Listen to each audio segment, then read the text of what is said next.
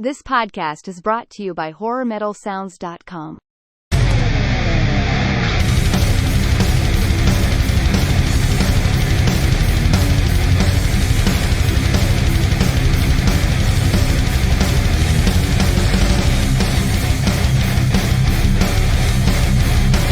Thrashcast was created by Kenneth Gallant, Billy Kay, and Jim Harrison. Welcome, everyone, to episode 2 of the Thrashcast podcast. I'm Billy, your host again tonight, along with Jim and Ken. We're the co-creators of this podcast. How you guys doing tonight? Awesome. Yeah, we're all pretty good. Yeah, man.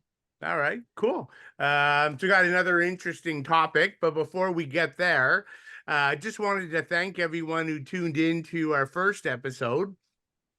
If by chance you missed it, we were talking Creator, focusing on the Pleasure to Kill album. So we had some great feedback, lots of views, kind of exceeded our expectations. So that was really cool. It meant a lot to us. Jim and Ken, anything you want to add on here? Yeah, we're very, very happy that everyone tuned in. We're starting off on a pretty good, on a strong note as far as I can see. Yeah, I thought it was really good. I mean, I'm getting a lot of positive feedback from people and a lot of positive comments, so it was pretty neat. And I think, what a great episode to start with. I mean, Creator, and then we're going to follow it up with like a 1-2 punch here. I mean, this is awesome. Yeah, no, great. And just in case you haven't watched the episode, just a reminder of where you can find us on the website, www.horrormetalsounds.com.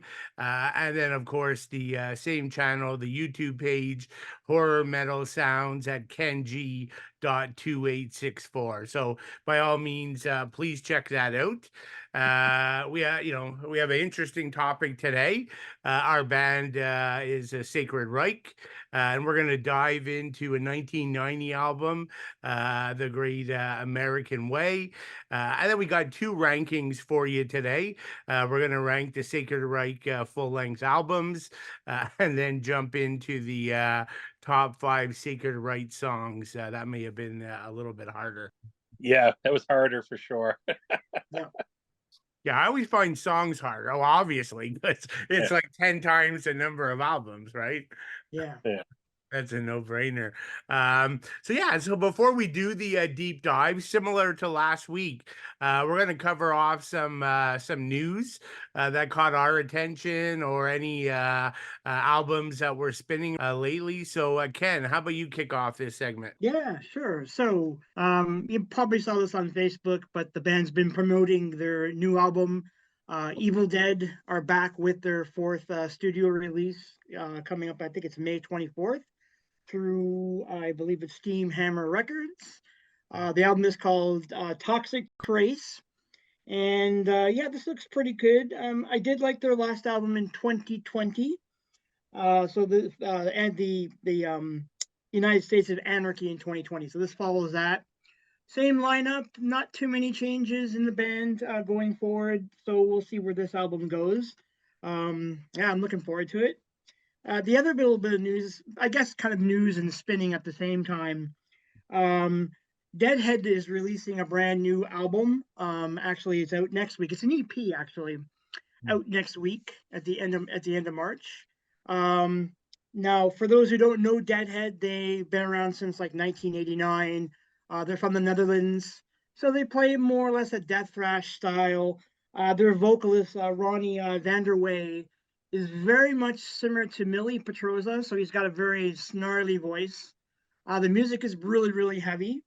So that's another album I'm looking for. I have the promo for it to review, so I've been listening to it nonstop for the last week, and it's a ripper of an album. So I'm looking forward to that. Okay. And isn't there like a crossover thrash band with this? Oh, no, that's Dead Heat, I think. Yeah, Dead Heat. Yeah. Yeah, okay. I actually have they have an EP, I guess, relatively new that I recently ordered. Oh, did you? Okay, cool. Okay. No, that makes sense. Cool. Jim, how about you? Yeah, what I'm spinning lately is this new album that came out on March 1st from Devastator. Conjurer's Cruelty. And what I love about it, it's black and thrash, but for everybody to check out, you got to check out like the third track, Black Witchery, on it. Sounds like kind of an old school first three albums Metallica track. It is absolutely amazing, and the album's really good. I think this album will probably end up in my top 20, which says a lot, because especially in the last couple of weeks there's been so much metal release that but it's that good, so everybody should check that out. And just a quick little news update, Vulture's new album, German band Vulture, via Metal Blade Records, is coming out with their album Sentinels on April the 12th. So it's really good. The first single, Unhallowed and Forgotten, is amazing. And their last album, I think in 2021, Dealing Death, if this is their fourth album, that album was amazing too. Actually, all three of their earlier releases are amazing. So definitely check them out. And hopefully it's coming out on April 12th. So something to really look forward to. A really good German thrash band. It's wicked, old school sounding for sure. Okay, cool. Anything else on your end? That's it. That's all I've got. Okay, so the German theme is going to continue, because I have two German items. So the first one, an album I've been spinning, and this was an album it took me forever to get my hands on. I don't know. Oh, yeah, Risk. The band Risk. So this is 1988. The Daily Horror Show. I think I had to go to Germany to get this on vinyl eventually, but of course I was there for other reasons, not just buying the record. But yeah, really interesting background for this band, because they actually were around in the 70s and 80s. They were actually like a prog band. Then they evolved to hard rock. And then like 86, 85 or 86 or 87, they switched the name to Risk and sort of went to thrash route. And so this has some speed metal.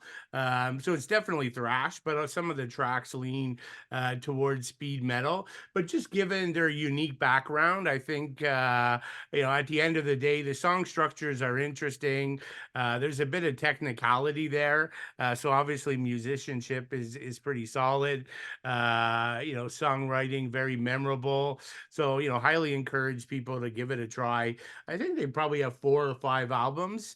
My favorite are this and the second one, but they always have this kind of colorful animal theme there. Do you guys know Risk? Yeah, yes. I know them. I have one of their albums. I think it's the album after this one, the one I own. Oh, okay. Yeah, I have the second one as well. I think it's Animals, I believe, or it's pretty cool. Yeah, okay, cool. And then once again on the German theme, one of my favorite bands, not well known here in North America, sadly, but it's the band Paradox. So German thrash, again, a bit of a crossover thrash, speed metal, but they sort of released these two gems, product of Imagination, classic debut album, and then the brilliant Heresy. Oh, yeah, great album. So actually the singer, songwriter, guitar player, and really only remaining member put up a Facebook post probably last week or the week before. His name's Charlie Steinhauer. So they got a new album coming out in 2024. The last album was actually Heresy Part 2. Sadly didn't get a lot of attention, but it was a brilliant record. The new album is going to be called Mysterium through AFM Records, but no release date yet. So can't wait to get my hands on that one. That should be a good album. Are you guys Paradox fans? Oh, I love Paradox. Yeah, I love their album covers. They always have amazing album covers. Yeah. It's so sad, right? It's such a brilliant band. And just any, you guys obviously know your metal, but it's just not something you come across here, sadly, in North America. Yeah. No, that's very true. And I can't believe how many, like I saw their new album, like I saw it, they were talking about it online. And so I just like I have one of their albums, and I Googled them. I couldn't believe there was that many past members. Like, holy Yeah. gee. Yeah. Like, it's just, It's a there's what, revolving 9 door. albums and that Yeah. many past members. But yeah, this is what we're missing. We're missing bands like this for sure. We really need to share the love with bands like this for sure. They're so good, and they're so underappreciated, I think. Yeah, and probably one of my favorite bands, and a band I never seen live. Really? Like even like a festival like Wacken, Hmm. they never seem to play that. Like I don't get it. But yeah, sadly, it's on my bucket list. Yeah. The band play some of those tracks live. Okay, cool. So let's jump to Sacred Reich. I'll give a quick bio of the band. So Sacred Reich formed in Phoenix, Arizona, 1985. The classic lineup, as I think of them, and on the first album, Ignorance. Phil Rind on bass and vocals, Wiley Arnott, lead guitar, Jason Rainey, rhythm guitar, and Greg Hall on drums. So the band got out, and we're going to talk about a lot of these albums later, but they got 4 albums out and then sadly broke up in the year 2000. And they did come back, I think maybe 2006 or 7. I think they did a German Wacken show. But really the return in my mind was 2017, where the band came back, the original Ignorance lineup, and basically for 30-year anniversary, played the album in full. So that was a killer show, great tour. And one thing to give the band credit, they actually did a free meet and greet at every one of these shows. Cool. So we got to sort of give credit when bands do that. Cool. That's Um, cool.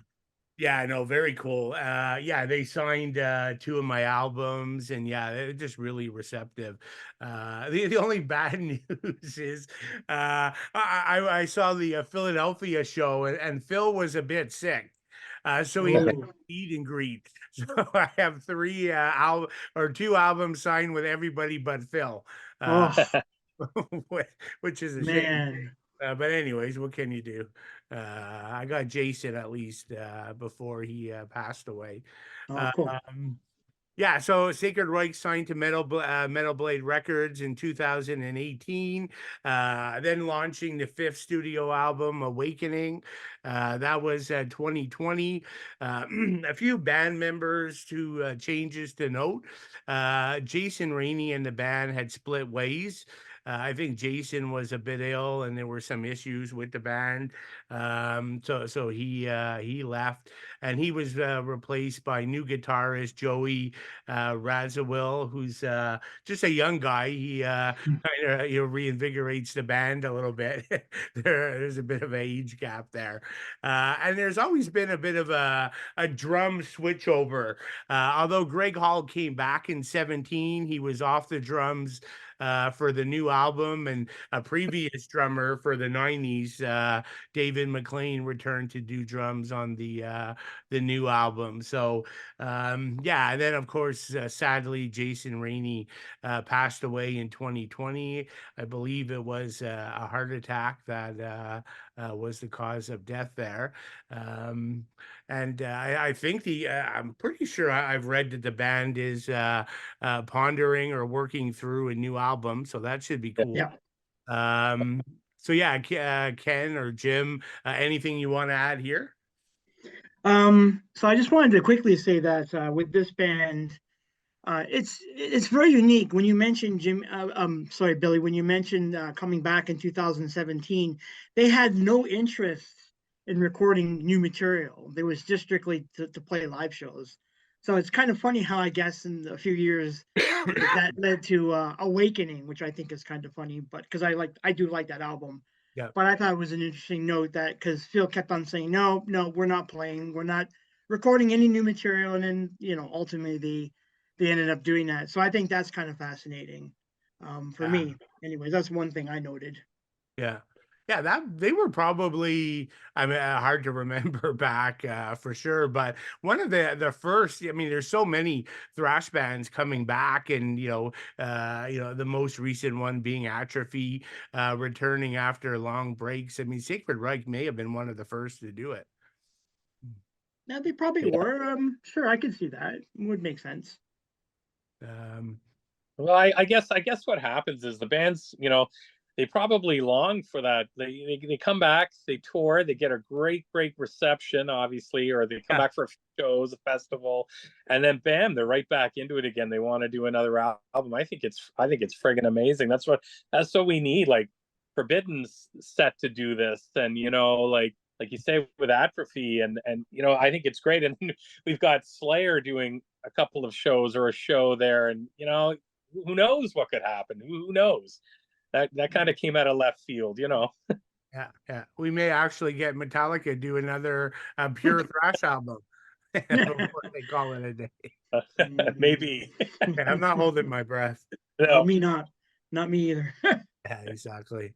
Okay, so cool. So let's move to the album Sacred Reich, The American Way. Here's the album cover here.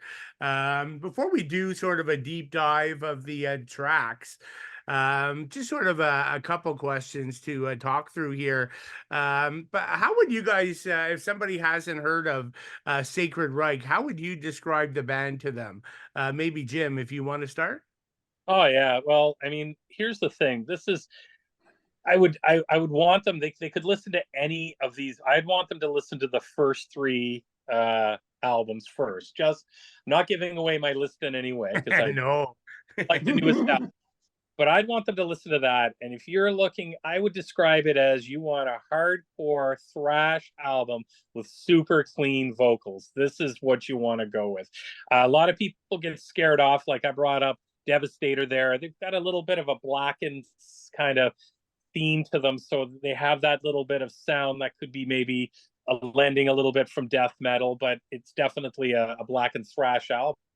This is definitely somebody who wants clean vocals and wants to really, it's an organized band. They're very organized sounding compared to like maybe some of the Teutonic Four that we had talked about, like we talked about the last album with Creator there on our last podcast, and we said it was just kind of hell-bent for leather. It was just going, and it just seemed like a bicycle slide, going down a hill with no brakes on, and which was awesome. But this is a little bit more constructed, a little bit more, I guess, safer thrash, but it's got great vocals, and it's just kick-ass albums. This band should be way bigger than what they are in my mind, but that's how I would explain it to somebody, especially somebody getting into thrash.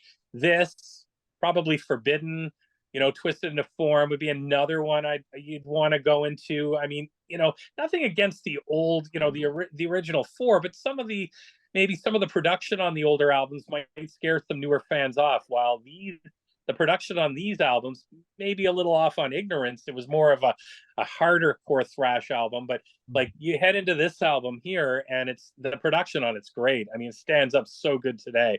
And if any fans or new fans that are out there are maybe worried about sort of that muddy sound, which I like from the first couple of Slayer albums or Kill 'Em All or something like that, this would be definitely a safer bet for them. Yeah, no, all good points. Yeah, I think from my perspective, I think you kind of hit on it, maybe a few things. Definitely a band willing to take some changes. The sound definitely evolved through time, and maybe not to all fans' taste, but the band did what they felt was right at the time. I'm sure Ken will talk to this, but definitely had some certainly as the band progressed, some more intelligent lyrics. And then just the last thing I would call out is just the songwriting, right? I mean, Sacred Yeah. Reich is the ability to do these like crazy catchy choruses with hooks all over the place. Like, and as you said, the smooth singing, it's, very, easy to the ears, and something that's easy for new fans to get into. But Ken, I think we've sort of said a lot there. Anything we missed, or based on your view? No, you guys pretty much hit it on the nail. What if somebody came up to me and asked me about the band? The first thing I would say is, if you want to hear a thrash band with socially conscious lyrics, this is the band to Mm. hear. In my mind, anyways, because Yeah. the first album is really strong for what it is. I know there's a lot of like thrashers who love that album to death. I personally think it's a good album, but the Step Up album is the second album, Yeah. the American Way. I think lyrically, even Jim just mentioned that, yeah, they have a very crisp, clear direction.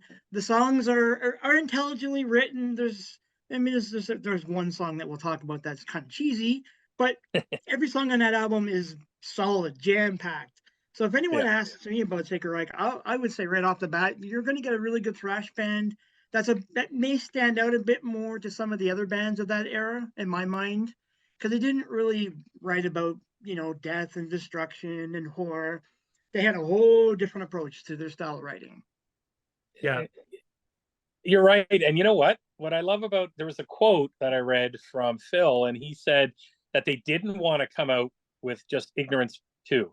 Yeah. That's why they kind of brought out like a little bit. They tweaked it again, but there is one album where they do change off quite a bit, but they tweaked it again, and I think that's cool. That shows that it's a maturing band, that they were obviously probably getting a heck of a lot more comfortable, and it's easy to just kind of regurgitate and put out and put out and put out, and I don't feel this band has ever done that. So Yeah. No, good point. One thing I always found interesting, and certainly the show, we're not getting into political views or anything like that by any means. I always just found it interesting. Like, I follow Phil on all the social media, and he has very strong political feelings. And like I get a kick out of reading the comments, because he's basically like, pissing off half the fan base with his comments. So I don't know. I always found that, I think the band should express what they want to express, but maybe it's just from my perspective, I just think it's safer to say nothing. And then, keep, not say nothing, like express what you want in your songs, but not sort of passionately comment on, politics so often. But I don't know, maybe that's just me. Like, I'm thinking just a max fan base. Yeah. Anyways, so yeah, I guess in my eyes, I tend to view, certainly Sacred Reich are not that first wave of thrash bands, the sort of the big four. Just wondering, sort of, and Jim, you may have touched on it a bit in your comments, but what place does Sacred Reich hold for you in terms of thrash metal history? I think for me, it is definitely a second wave, but I would put them like, it's hard because I'd put them like maybe with Testament, maybe with Death Angel, maybe with Overkill, although some of these bands I would like to move into the top 4, to be honest with you. Oh, me too. I gotta be honest with you. Exodus, I wouldn't put Exodus in that group. I'd want Exodus to be in the top 4, because, or maybe even a top 6, but they would definitely round out like probably an 8 for me, and it may be because they haven't had a lot of material compared to a lot of these other bands.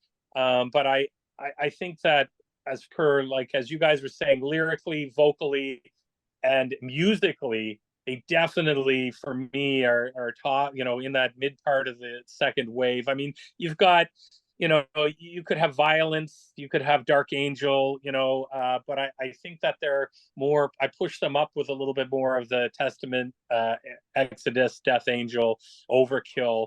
heading into that is what I would do. Maybe just a little bit on the out of that for me, but definitely.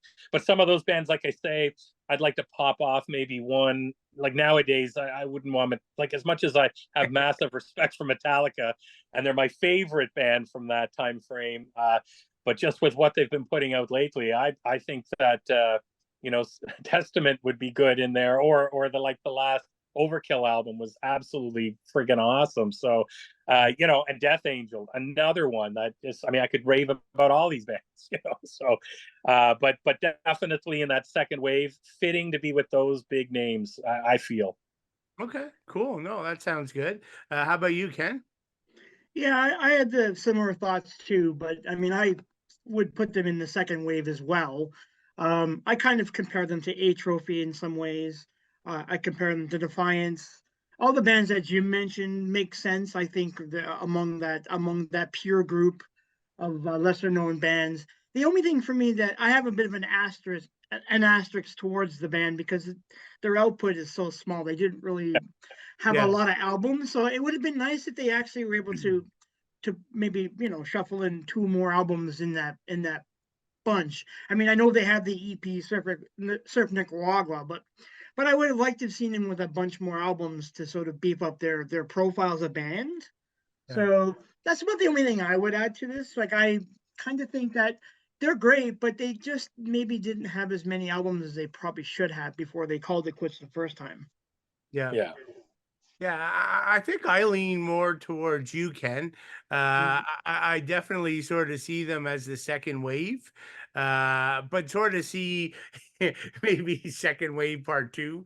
The Mhm. part ones being the violence and the testament and the Exodus and a lot of those bands. But yeah, I think the output sort of hurt them, and I love Sacred Reich, and I think they're unique, especially vocally, but like I'm not sure they sort of changed the game or anything, or groundbreaking. They definitely evolved in the '90s, but yeah, I don't know. I guess for me, I sort of placed them sort of towards the later group of bands in that second wave, but Yeah. still, great material, no doubt. Oh, Yeah. absolutely. Yeah, yeah. Um, yeah, but one thing I will say, although that's sort of my feel in terms of discography, Mhm. Sacred Reich is a band I've seen like so many times. Like Yeah. I actually think they're fantastic live. And having Joey in the band's been a big difference.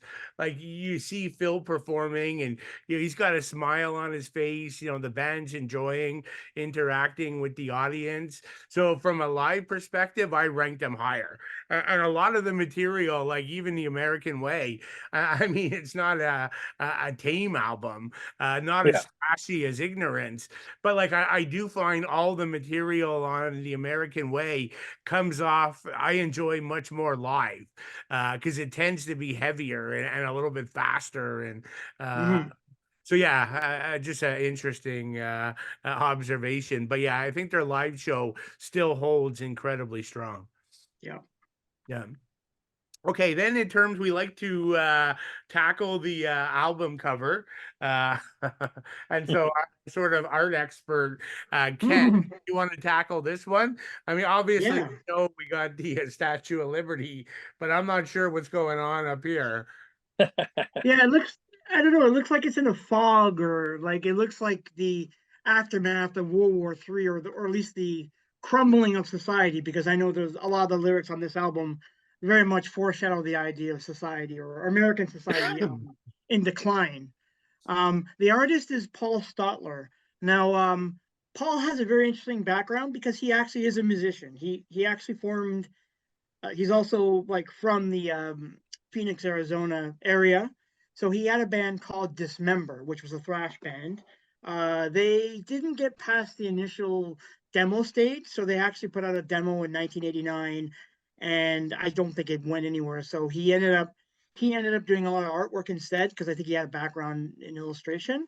So I know he did the Surf Nicaragua cover. He did this cover here, and then he also did Soulfly's Savage's cover from 2013.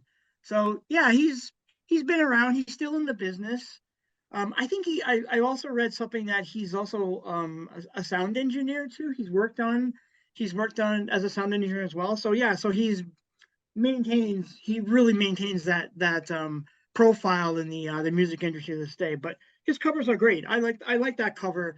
Although the first two covers are really good, but if you compare it to Savage's, it's a different kind of painted style. So it's pretty good.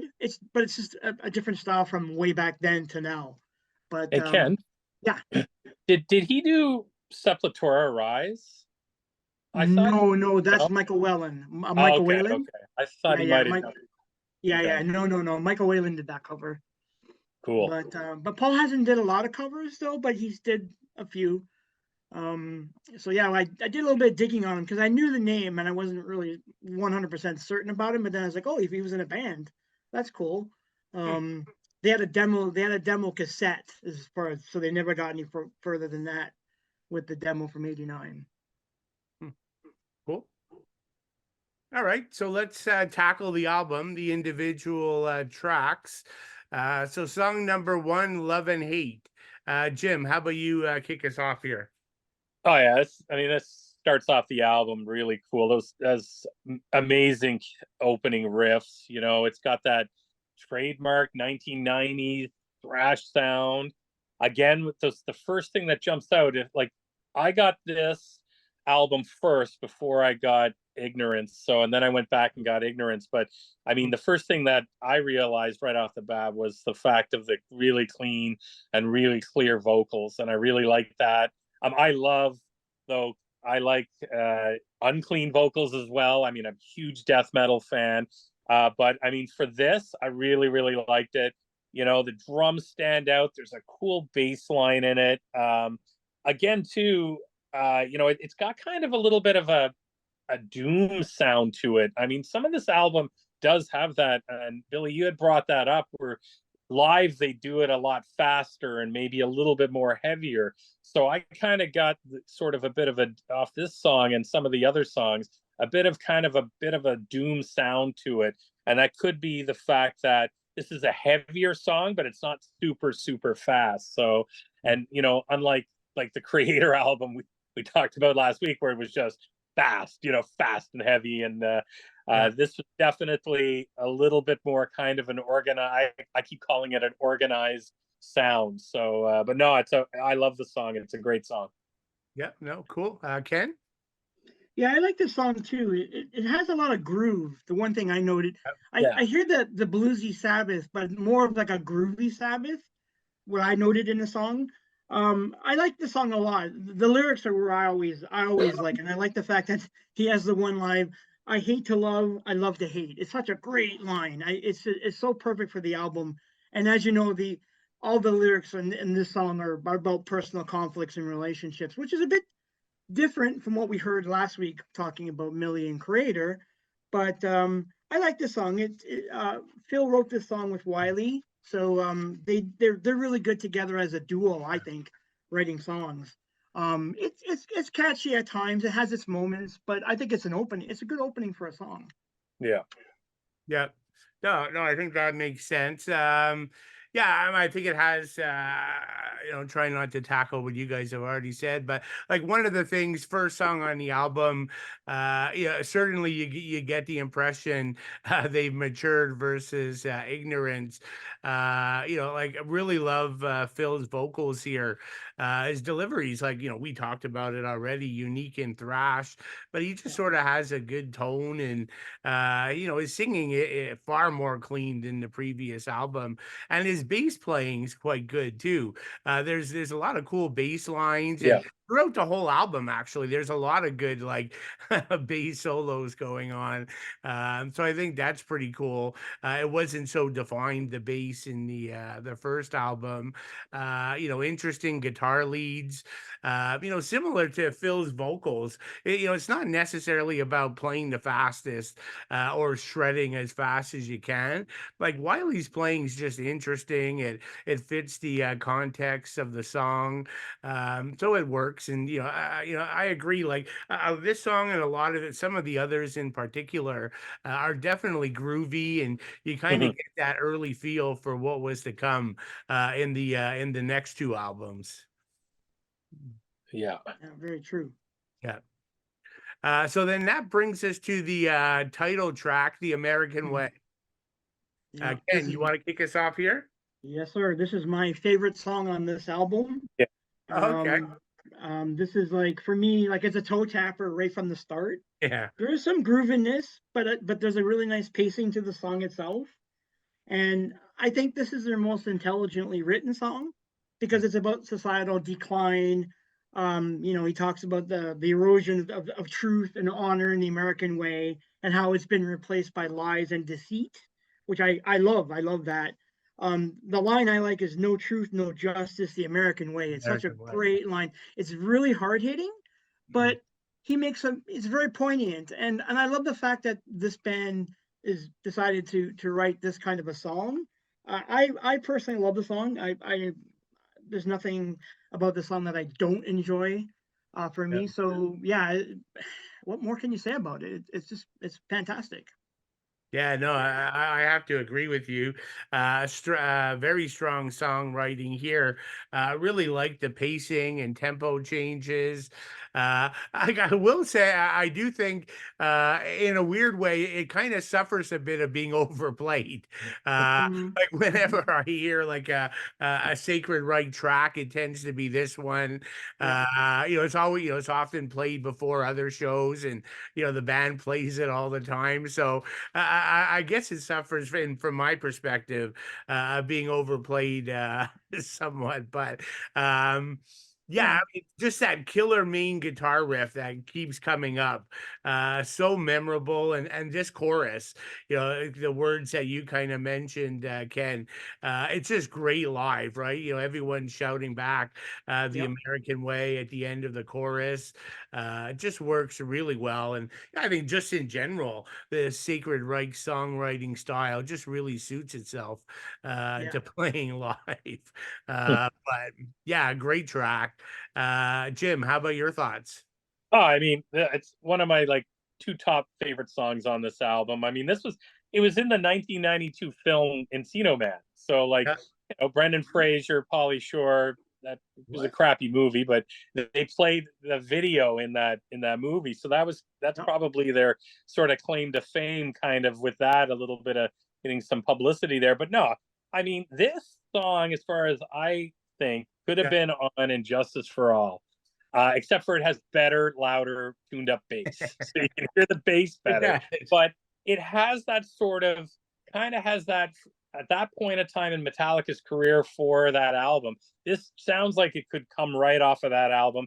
Just like I say, a better thumping bass. But yeah, that slower intro cracks into that chugging riff, that memorable riff. And the harmonies in it as well too. It's really, you can tell the band's been maturing. But Lady Liberty rots away. No truth, no justice, the American way. I mean, the whole thing is just, fist in the air, and you're just thrashing out to it. No, it's a keeper for sure.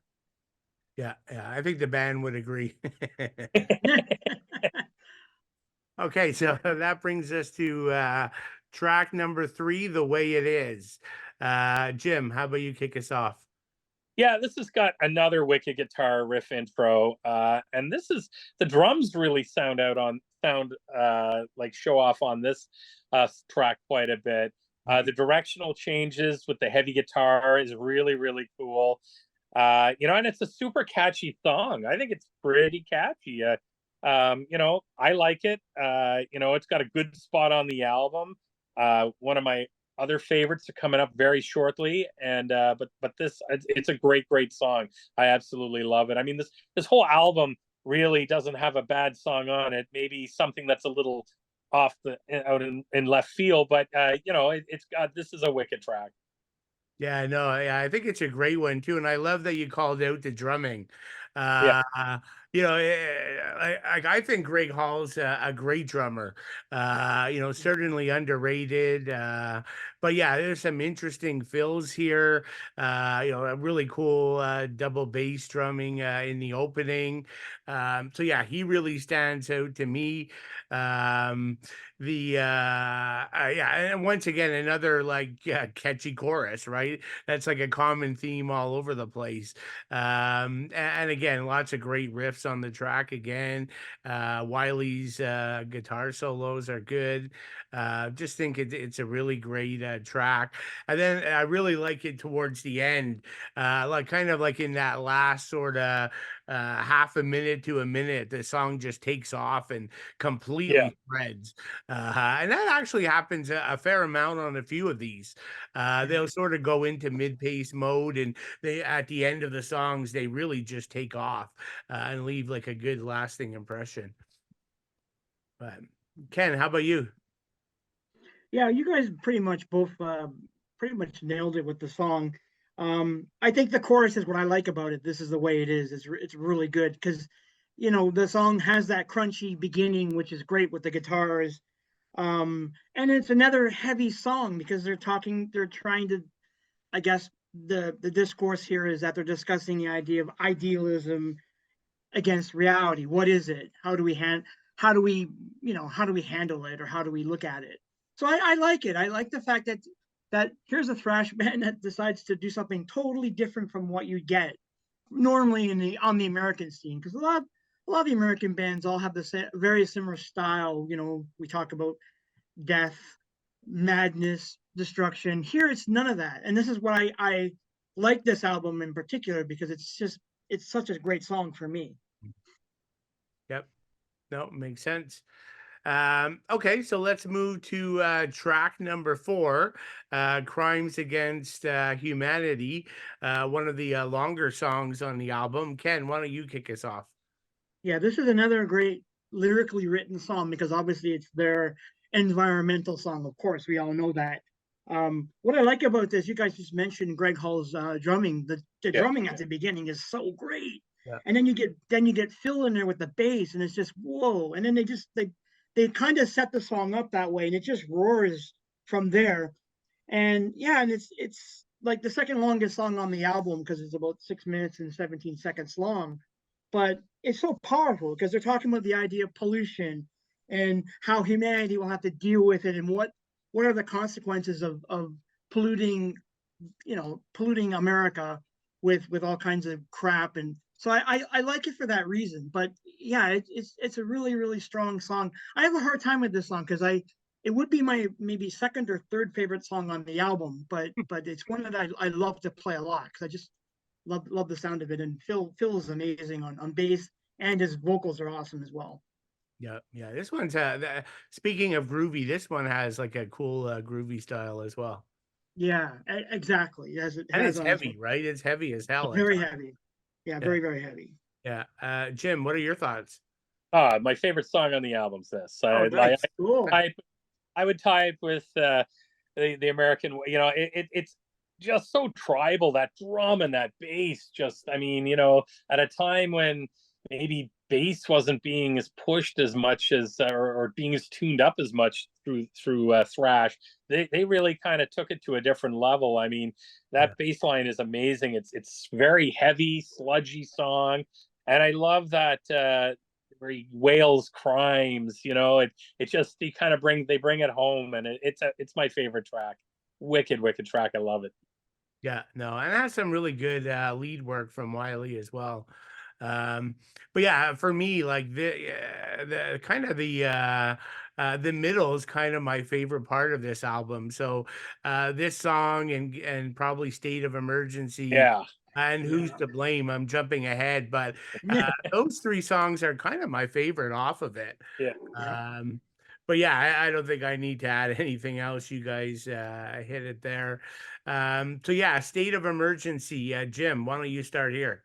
This is a really cool sounding song. Again, it's got that slower bass line, but I mean, again, the drums stand out on this. It's another great drum track. And the guitar solo in this is probably one of the best guitar solos on the album. I think it's just really, really cool. It kind of changes direction like halfway through and then speeds up. And I kind of find it, I love the fade out at the end too. I love it when songs do that. But it's kind of has a bit of an Anthrax-y kind of vibe to it for Yeah, me. you I'm just stole always my trying to thunder. always trying to work it out in my head where, they don't sound like Anthrax, but it has Yeah. that sort of directional vibe, especially off a lot of their earlier stuff. So what do you think, Ken? Because you're a huge Anthrax fan. Yeah, that's the first thing I noted in my notes. Anthrax.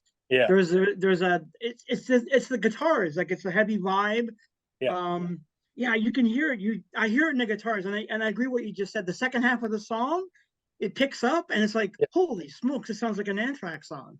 Yeah. But just to add to your point, the reason why we're both comparing it to Anthrax is I think lyrically, this is like, it's about their stance against apartheid in South Africa. So it's a really strong song. And it's funny because, Jim, when you and I when we did Persistence, we talked about that because they have a couple of songs in there where they're more political leanings. And this song could easily be on Persistence, I think. Good point. You mentioned the earlier albums, but I think Persistence is where I would slot this song on that if it was an Anthrax song, because it's got that vibe to it, and it's a great song. This would be my I feel like you were saying 1A, 1B. Like would be my 1A because I love the guitar tone in this. Anthrax could have ditched "Got the Time," the cover, and put this on. Exactly. I'll agree with that. That's for sure.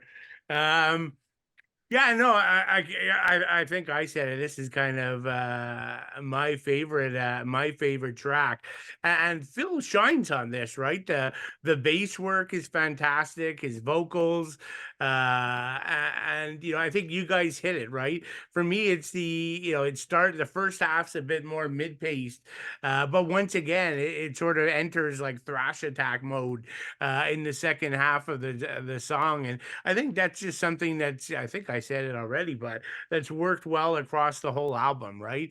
Just as songwriters, I love Ignorance, and I'm not giving away my ranking either, but like Ignorance is pretty much all the tracks are kind of very fiery and at one level, other than that guitar solo on the instrumental track on there.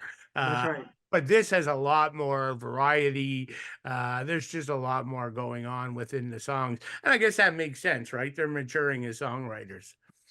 Yeah. Yeah. Cool. And Jim, I got you on this one, right? I'm trying to remember now. Oh, yeah. Yeah, okay, you went first, yeah. Okay. Every episode, at least one track, I forget if I've gone to everybody. Don't worry. Okay, number 6, Who's to Blame? Who wants to start here? Ken, how about you go? Sure. Yeah, this song I like a lot too, and I know you just mentioned it, Billy, but yeah, this is like harking back to Satanic Panic of the '80s. I love this song. It's cleverly written, and I like the fact that they have this mysterious kid Johnny who they're referring to, and his parents are telling him like, you shouldn't be listening to this music. And you mentioned Ozzy and Judas Priest, and it's like, so obviously it refers back to Satanic Panic, which is which is well documented on the internet. You can just look it up, and you'll be able to read dozens and dozens of stories and what happened during that time. Yeah, but this song is really good. I like it. There's a bit of an up tempo at times. I just like and I think you mentioned it earlier, Billy, about I think you mentioned it, Jim. The kind of the doomy Sabbath. It sort of starts to creep its way back into the song part way through, which I kind of like, and so it gives it a very kind of the beginning was very ominous, so that obviously pretty much makes the whole song sound like that going on. But yeah, this is a really good song. Yeah, no, that's interesting. The first thing I wrote here is, it's ominous feeling to the song. So we're on the same page there. It feels a little preachy, but I mean that's the message. And I love the way it sort of, it gets like, this skull crushing heaviness, and that might be the Black Sabbath influence. But then again, they'll slow it down, and just overall a powerful song, and those evil backward messages impacting all us young youth. I mean, I guess the three of us turned out okay, right? Played all that Yep. stuff. So, but yeah, I like the track a lot. Jim, what are your thoughts? Yeah, it's kind of the same thing. I mean, it's got that really heavy sound, but I love, Johnny, Can You Hear Me? Turn that music down. And it's just a big anti heavy metal. Heavy metal's bad. Heavy metal's satanic. It kind of, Mike Muir could sing this for Suicidal, and it would be something like Institutionalized or whatever. And it would be like, his twist on it. It's nice, and I kind of like it being preachy because it's kind of like a fu, and I like that. And it's who's to blame. And like you say, everybody, the three of us, turned out okay. So I mean, hey, and here we are. We're in our 50s, all listening to the heavy metal music. So we haven't, gotten snapped yet. No. Wicked song though, and I agree, Billy. The meat of the album, it's the middle of this album is just it's fantastic. Yeah. Ken, your thoughts? Yeah, again, what can you say? Like, it's a strong, another strong, wicked song. Yeah, I mean, you guys just pretty much said it all. But yeah, the meat of the album is right here, and with these songs, you're getting it all the way through. So yeah, I like this song as well. It's another toe tapper. Yeah, no, I agree. So that brings us to I Don't Know, track number 7, second to last. Maybe I'll start for a change. I don't like, in my eyes, like I enjoy this song. Like it's probably one of the more straightforward songs. Probably more in the older aggressive thrashy style, but still like super catchy. Great riffs. There's an excellent bass solo in here. Like I just feel, and I like 31 Flavors, which is the next track. But I definitely would have reversed them. Oh, okay. Like I think to me, to end with the banger track kind of makes a little bit more sense. But I don't know, maybe that's just my view. But what do you guys think, Jim?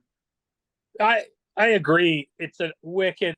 It would have been good. Like, I like 31 Flavors too. I mean, I know I'm jumping ahead here, but I agree. I would have probably put Crimes Against Humanity as my last song, just to finish it off as a total banger, and then have this ahead, and maybe kind of not really bury, but kind of maybe even use it as a bonus track or something. And I'm not trying to be disrespectful, but it's just for 31 Flavors. But yeah, this or maybe track 4, I would have liked to end it because it would have just finished you off in thrash style. But we'll get to the next track soon enough. Yeah, no, that makes yeah, I agree. How about you, Ken? Well, I agree with you, Billy. I think this song should have been the last song on the album because it's up tempo. It's really fast. It probably is the fastest thrash song on the album for the band. Yeah, I would think. And I like it too because, again, the lyrics is where I really like listening to, because, talking about the idea of artistic expression, and that you shouldn't let other people define or have their expectations define your expression of freedom as an artist. So it's a little bit on the lofty side, but I admire that because they want to stick to their guns, and this song pretty much has it all. So it's like a toe tapper right from beginning to end, and it probably should have ended the album, I would think. Yeah. Okay, so we alluded to it already. The infamous 31 Flavors. Ken, why don't you take the lead here? Oh yeah, I've read a lot of vitriol online about this song. So many people hate it, and they hate it, and they hate it.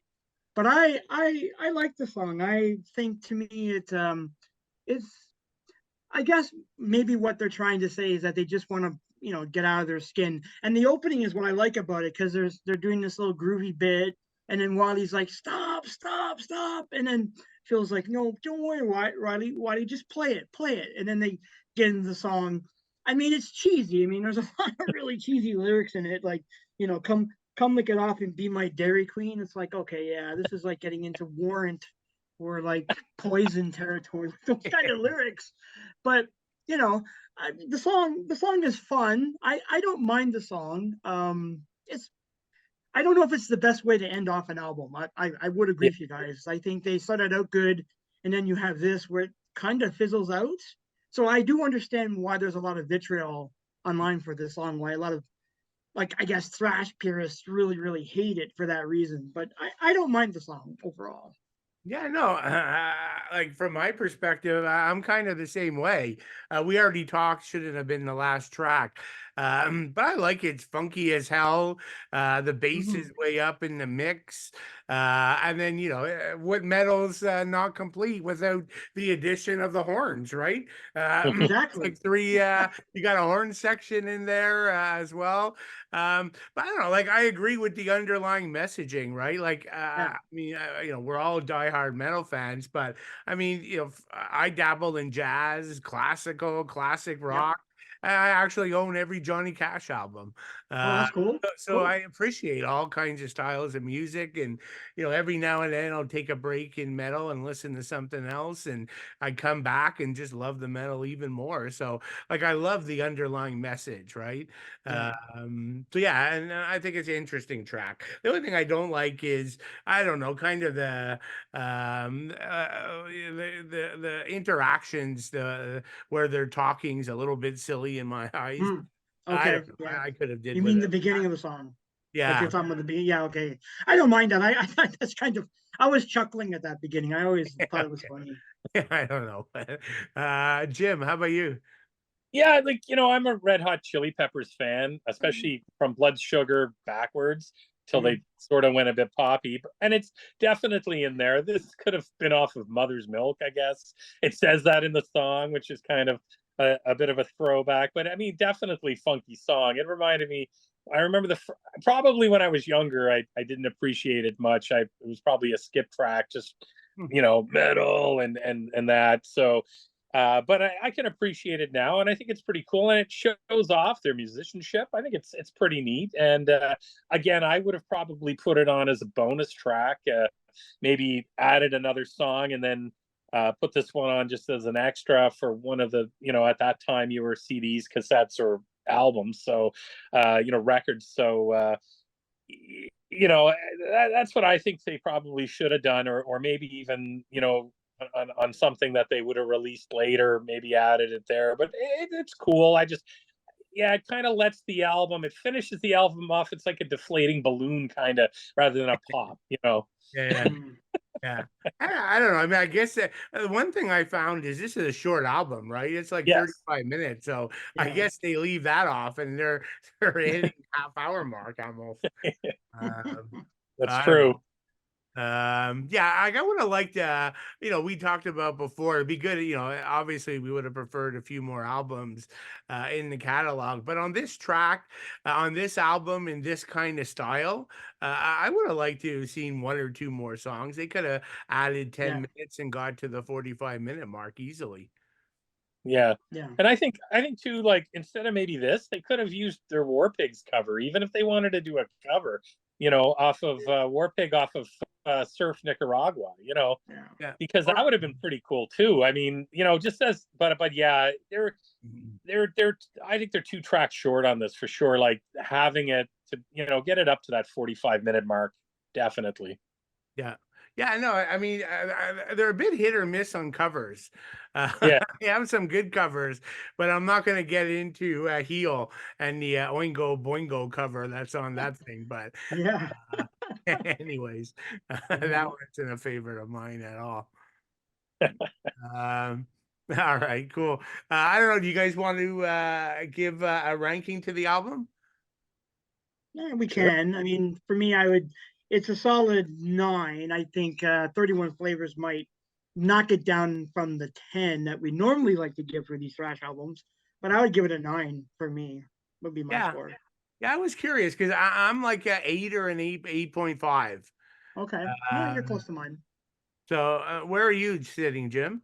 Yeah, I'm at 8.59. I think it needs to be a little longer. I think the 7 songs are phenomenal, and I think I don't like hate 31 Flavors to the point where it's like, I get it. they were having some fun maybe, or just trying something different. That's cool, but again, I think it's still two tracks short of what it should have been. And I mean, they would have released 2 years earlier Surf Nicaragua, and why didn't they just split it, or either put out I don't know, they could have taken a few of the tracks off that, even if they wanted to, and maybe include it just to make it, or at least turn that into maybe a full album or whatnot. But yeah, I'd say about 8.59, same as you guys. Okay. Yeah, and the only reason why I mentioned that is, we have a history of, I don't know, like some people might think we're biased, always, calling every album a 10. I knew for me it wasn't, so I was curious to see what you guys were thinking. Yeah, I can't give it a 10. I'd like to, but no. Okay. No, fair enough. And we all agree. So that makes sense. Okay, so let's go to the ranking the albums. So 5 albums, no EPs. Who wants to go first? You want to start us off, Jim? Yeah, sure. I'm going to start at 5. Yep. I don't think it's any Heel would be my 5th. Like it's not bad. It's very Pantera-ish to me, and it's just, I don't know, it's kind of a step out, but it's not a bad album. It's just not, doesn't follow the line of the other albums for me. But it's a great album, and I think if it was maybe put out by a different band altogether, a new band, I'd probably be a little bit more into it, and I'd be like, oh yeah, this is cool, by this band Heel rather than Sacred Reich. But needless to say, it's my number 5. Number 4, I'd go with the third album, Independence. And that's kind of maybe a bit of a shocker, because a lot of people really, I mean, it's a great album. Number 3, I go with Awakening, and I love that album. That album is wicked, and I'm so excited that they brought it out. I mean, oh geez, that was awesome, and it was great to have that happen, and I can't wait for a new album. Number 2 would go with Ignorance, their first album, and number 1, I mean, I got to go with this, The American Way. Cool. Okay. How about you, Ken? Okay, so Heel number 5, I think that's pretty much.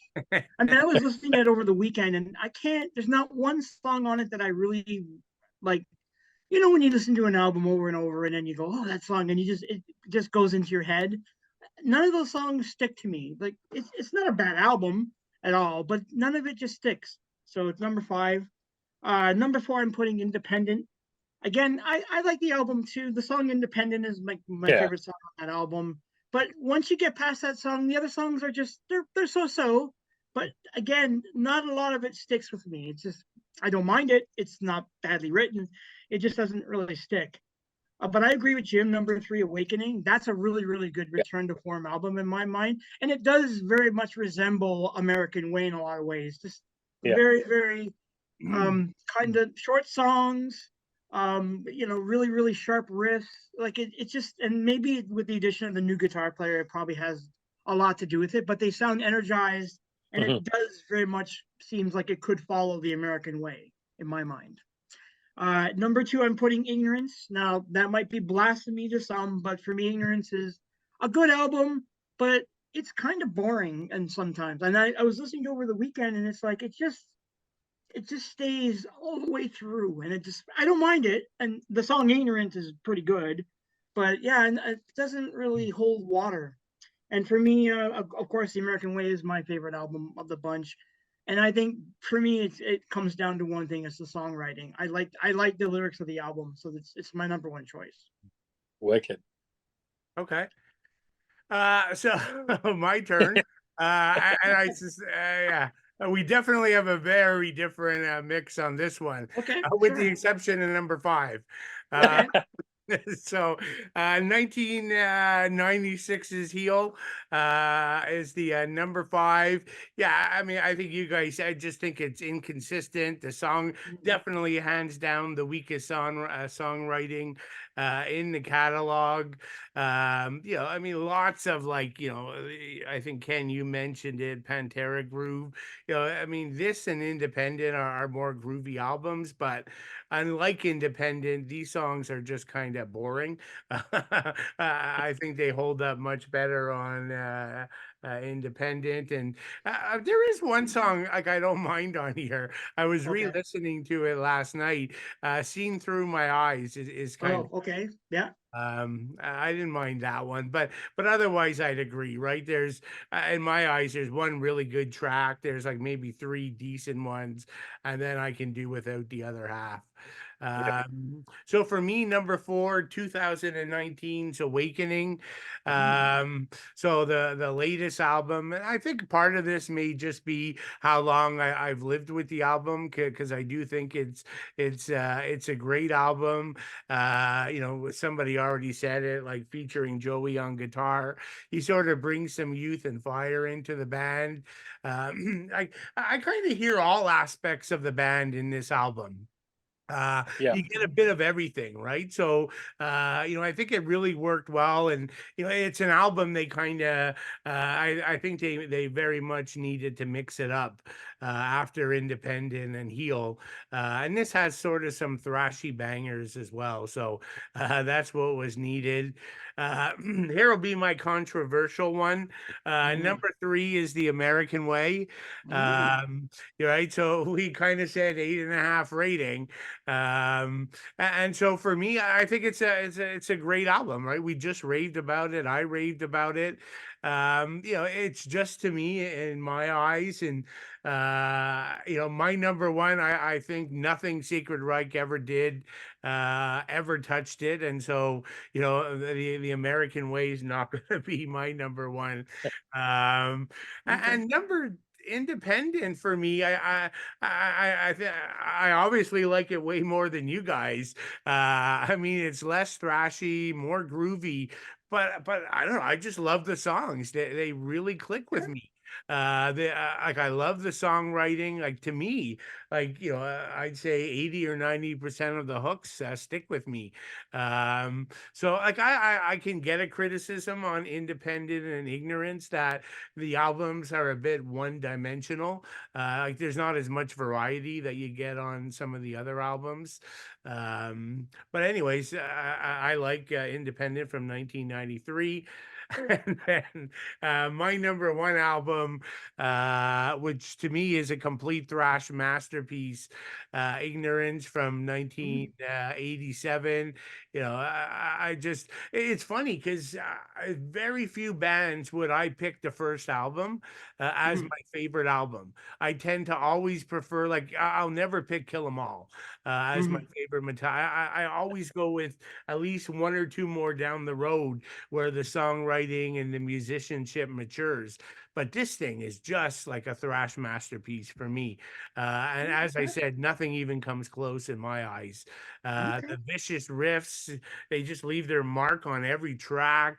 The drumming, the bass playing, Phil's obviously his most intensive vocal delivery. And, in fairness, like, the production's more raw. I mean, that's a given.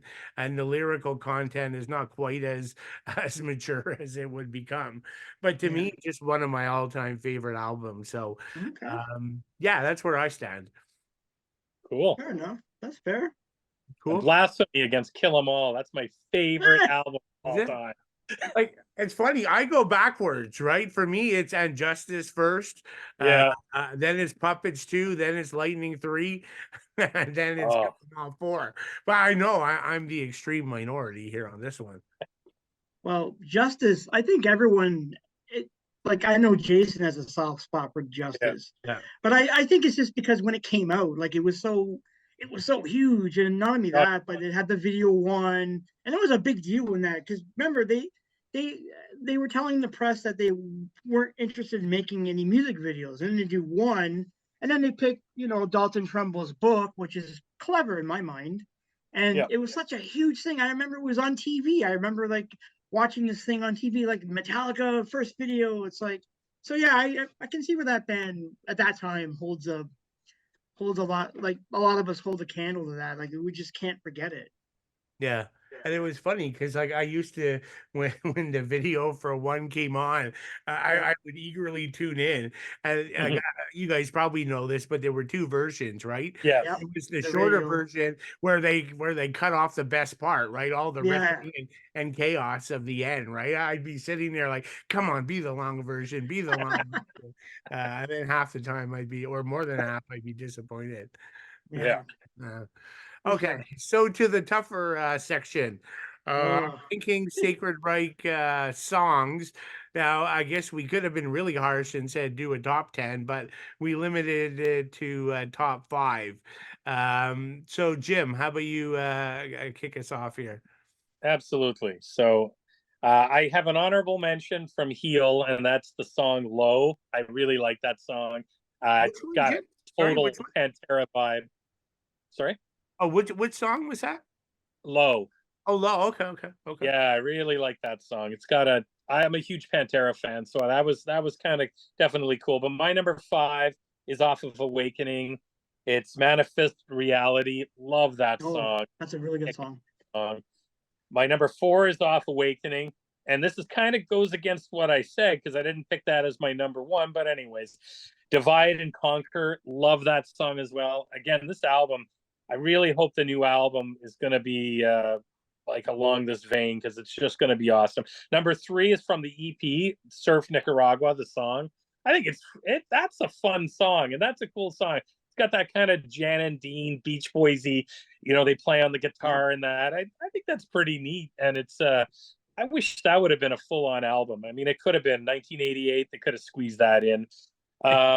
Number 2 from Ignorance, wicked song, Death Squad. Love that song. And like Billy, you hit it on the head. I mean, that's a kick-ass album, and it is a thrash album. I mean, it is awesome. And my first song comes off of The American Way, which would be Crimes Against Humanity. Love that song. Love that song. No, that makes sense. Okay, yeah, it's funny. It never dawned on me. I mean, it makes perfect sense. We were doing top 5 songs, but I thought, hell, who am I kidding? My top 5 wouldn't have changed, but I never thought to think about Surf Nicaragua because that would have probably been up there in my list, but probably not cracked the top 5. But Oh, okay, so yeah, so on my side, I gotta be honest, I wish my list was a bit more diverse Okay. across the Sacred Reich albums, but the top 5 favorite songs, right? So I gotta be honest Sure. with myself. So here we go. Number 5, Ignorance from Ignorance. Number 4, Violent Solutions from Ignorance. And let me know if you're catching a theme here. Number 3, Victims of Demise off of Ignorance. Number 2, Administrative Decisions. Once again, Ignorance and Death Squad. The Death absolute Squad. best opening track for any Sacred Reich album and one of the best Yeah. in thrash metal history, as far as I'm concerned. So, yeah, again, like I just think those are 5 of the greatest metal songs, and and if we did a top 10, I'll tell you 2 more off of Ignorance would have made the list, like no doubt. So yeah, like hopefully I'm not viewed as narrow-minded, but I'm just being honest. Oh, that's Uh, fine. You Yes. like what you like. Yeah, exactly. Okay, cool. How about have you guys been able? I know Sacred Reich have been around for a long time, and they're a pretty good touring band. Have you guys had the chance to see them or catch them yet? Yeah, No. I saw them in 2019 when Awakening came out. They Okay. played Toronto. They played Toronto. Yep. Was a good show. There was like I can't even remember who was on the bill, but there was several bands on the bill. But they were good. They had a short set, but I liked it. I thought Bill was great. I thought they were great live. You're right what you said earlier, Billy, that when they're live, the music is much faster. They don't tend to like meander on some of the songs. They really just go for the throat. And I think it makes sense, right? You're a thrash band and you're trying to appeal to young kids to to get into the mosh pit. But yeah, I thought it was a pretty good show overall. Yeah, no, yeah, they do a really good job. And Jim, the tracks from that you picked from Awakening, I think they played both of those live. Nice. Yeah, they did a good job on those.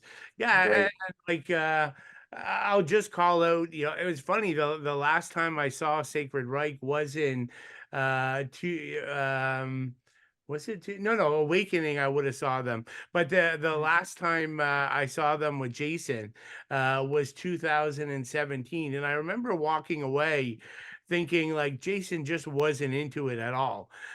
He was like, not paying attention. Like it looked like he was kind of just, there because he had to be. And then the contrast of seeing them on Awakening with Joey, it just like totally lit up the band. Um, Nice. and I know Jason had been sick for a while, so he might have been sort of battling through that tour. And then, of course, they sort of separated their ways. But yeah, it was too bad. Yeah. Okay, so cool. Any so maybe to wrap up Sacred Reich, any Whoa, final? whoa. Oh, I didn't Ken's get got to my give list his. in. I didn't get my list in, dude. Oh, you didn't do My your list. list. Oh, geez, sorry. Okay. No worries. No worries. No problem. All I was right. so, So I was so excited with my list, I forgot you, Ken. yeah, no worries, dude. No problem. So number 5, I'm gonna put Independent, which I do actually like that song. It's got a nice I don't know, it's one of those songs that I do think about often, like it'll pop into my head. Number 4, I'm putting Violent Solutions. That's a pretty great thrash all the way through. Number 3, I'm putting State of Emergency, which is another song that I really dig. I love the lyrics to that song. Number 2, it's going to be Surf Nicaragua. And number 1, The American Way. Nice. That's my list. All right, very cool. Okay, so to wrap up, I did get you, right, Jim? Oh yeah. Yeah. I know I got you. All right, cool. So before we sort of wrap up, any last comments you guys want to make on Sacred Reich? No, it's a really good album. I think but as I said earlier, if someone new to me came up to me and said, what about Sacred Reich? I would point them. I actually would point them to this album. Not because Ignorance isn't good. Ignorance you're right, Billy. It's a great thrash album for its time when it came out. But if you want like really good songwriting and really good a good vibe for music, that's the album I would point people to hear right away. So I'm glad we decided to cover that this week, because it's yeah, because a lot of those songs, like I could listen to this album, put it away, come back to it like a week later and still love it. Like it's one of those kind of albums where it sticks with me all the time. I even the songs in my head, I can hear it. I mean, even 31 Flavors, and I don't know. Like it's one of those albums you just don't like. You just can't forget. So I would think that that would be what I think about Sacred Reich. All right, cool. Yeah. How And about you, I Jim? think I hope their new album, like they only had 8 songs on, I think, Awakening. So I That's right. really want maybe a 10, maybe a couple of live ones on there, but really I want this to be so good for them, because I think they're a massively underrated band. They fall in, like we were talking earlier, the second wave, maybe towards the end of the second wave, but I think they deserve, thrash metal, heavy metal right now, from what I can see, seems to be on the rise. I mean, look at the releases that are coming out. There's such, you had Judas Priest just a couple weeks ago, Bruce Dickinson, you've got Atrophy, you've got so many good albums coming out, and ones that you want to pick up. And Necrot's got an album coming out, and it's just so cool. It's a great time. I think there's definitely a resurgence. And I think they should be a big part of this. And I think an album, they've got the youth, they've brought in some of that youth. I think it can really, really do them some good. And I think I'm excited. I hope to God it's an ass kicking album. Mm-hmm. Did they announce a release date at all? Like, is it for sure this year? They haven't. No release date, but they're working on one as far as I know. Okay. All right. That'll be cool. Yeah, no, yeah, I look forward to the new album. Was really happy to see the guys reunite back in 2017. So that was really cool. Like I think it does the band good to sort of not that we we want members to be forced to leave or to pass away, obviously, but sometimes getting some young blood in an old thrash band or any old metal band, I think sort of does good. It lights a fire under the band. So I mean, who knows? We might get a real ripper of a next album. So let's see what happens there. And yeah, like definitely have a lot of respect for Phil. Like I don't know if you guys sort of followed along there, but his wife had like a really bad accident, and she was in a coma for a long time, and she had to go through extensive rehab, and he spent a lot of time at the hospital with her. And a part of me kind of wondered if we would see Sacred Reich continue, because this was a really long ordeal. But I mean, he hung in there, and luckily his wife got better, and I'm sure they're still working through that road right now. But yeah, I was happy to see just following along, and you kind of get vested in his story because he was sort of posting updates regularly. So yeah, really happy to see that end in a positive way. The one thing Right. I would say about him too is that when he came back to perform, he ballooned, like he put on so much weight. I was like, Oh yeah, wow. yeah, Yeah, it was like he was really. I think he's lost a lot of that weight now, but yeah. when they started when the Reformation happened, it was like, wow, dude, you must have really been sitting around not doing a lot of music for quite a long time, because he ballooned up to this great. It was huge. Yeah, It's just no. something I noticed. Not that I want to like point the guy's faults out, but it was just Yeah, something no. that I noticed from the start. It's like, wow, holy. But I think he's looking a lot better nowadays. So Oh yeah, no, he's really slimmed down, right? I think yeah, he's like yeah, a full-on vegetarian and uh, cool. eating much healthier. Yeah, you really saw it, right? I think it was with Awakening, right? All the Yeah, promo material, he was like a totally different person. yeah, he was Looked really great, hefty. yeah.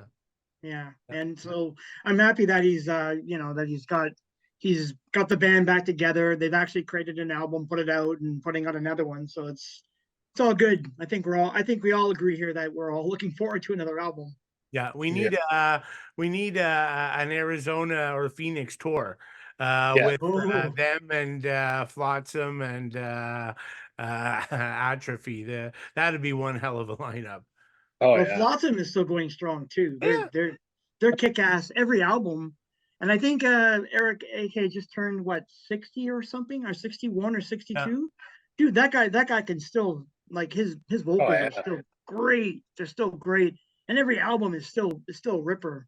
I love those guys. I know the last few albums were fantastic, right? The last one with what was that? Was it a snake on the cover? Or I It already was forgot. like it was their demon creature that they had from the Yeah. first album. Oh wait. Oh yeah, yeah, yeah. He Okay. was coming out of the water, Yeah, yeah, yeah, I yeah, think, yeah. or something like that. Yeah, yeah. Oh, yeah, yeah, okay. Yeah, no, I think they do a great job. I know they've had a bit more trouble touring though. Like they Yeah, actually just canceled like a complete tour. Just I think they had issues with getting equipment, and like with everybody touring now, it's a fight to get like buses yeah, and trucks. But I think I've seen them quite a few times recently. yeah. Unfortunately, the last time I saw them was in Philadelphia. Now, mind Mhm. you, it was probably a Monday or Tuesday night.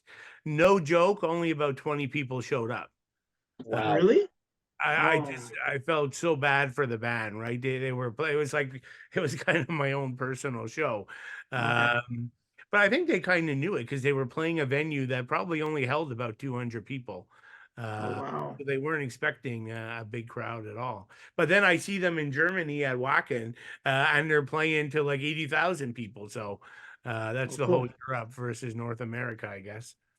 I saw them with Testament. I think it was 2017. It was a really good show. It was again not a. It was at the Phoenix. It wasn't a large crowd, but I had a really good time. I really enjoyed myself seeing them live. So yeah, they're a great live band.